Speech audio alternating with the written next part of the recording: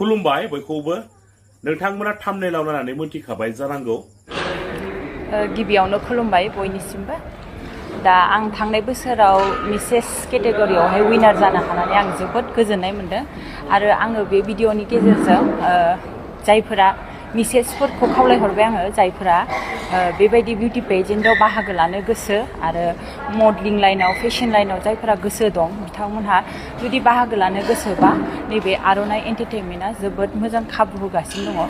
दा बेजों नोंथांमोना खबर लानानै सुलाद लानानै बाहागो लाफैनो हागोन आरो गाव गावनि कालचार हारिमुखौ देखायनो हागोन होननानै आङो खावलायहरबाय।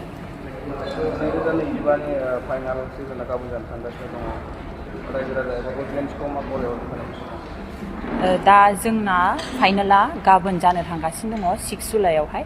दा आङो जोंनि आसामनि आरो बिटिआर हालामनि रायजो राजाफोरखौ गाबोनहाय फैनानै नायफैनो थाखाय आङो खावलायहरबाय। गाबोन जोंना श'आ 2 बाजिनिफ्राय जानो थांगासिनो दङ।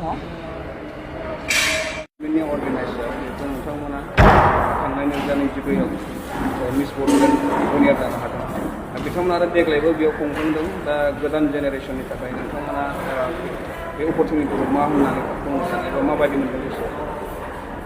खुलुमबाय, आंनि मुङा दैथि ब्रह्मवारि। आङो थांनाय बोसोरनि 2024नि विनारमोन आरो आङो दानि जेनेरेसननि जाय दा बाहागो लाफैदों बा जाय बाहागो लाथ'वाखै बाट फिउचारावहाय लागोन बिसोरनि थाखाय बेखौनो बुंनो सानदों कि नोंसोरो माबा मोनसे ड्रिम लादों बा माबा मोनसे सिमां नुदों, जुदि नोङो पेजेन्ट इन्डास्ट्रियावनो फैनो लुगैदों, नोंनि टेलेन्टखौ श'केस, नोंनि पार्सनालिटि कनफिडेन्सखौ जुदि देखायनो फैदोंबा बियो बिराद मोजां अपरचुनिटि जायखौ जोङो जोंनि बिटिआरआवहाय होननो थाङोबा आर'नाइ एन्टारटेनमेन्टआनो फार्स्ट जागोन। बेबायदि अपरचुनिटिखौ सार जायख्लङा होदों जोंनो थाखाय एफा मोजां अपरचुनिटि, जों बेखौ मालाबाबो माबानाङा, एंगारनाङा, माने लानांगौ अपरचुनिटिखौ ग्रेब खालामनानै लानांगौ।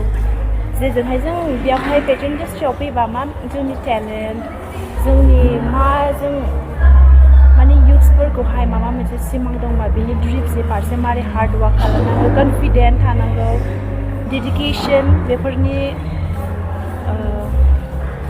बिदिनो हार्ड वार्क खालामगोन माने नों हार्ड वार्क खालामबा नों नोंनि ड्रिमखौहाय मोनहैखागोनखा। आरो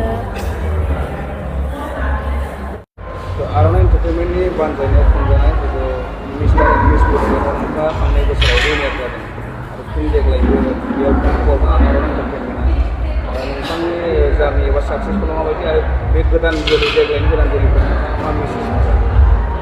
खुलुमबाय बयनिसिमबो।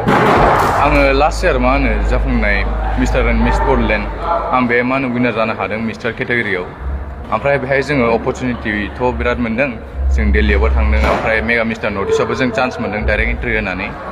ओमफ्राय बेहायनो आङो बयखौबो होननो हागौ कि गासिबो सिमां नुदोंबा पेजेन्ट इन्डास्ट्रियाव आर'नाइ एन्टारटेनमेन्टआ बिराद मोजां अपरचुनिटि होगासिनो। बिसोर एबा माबाफोर सिमां नुदोंबा बेहाय फुलफिल खालामनो हागोन।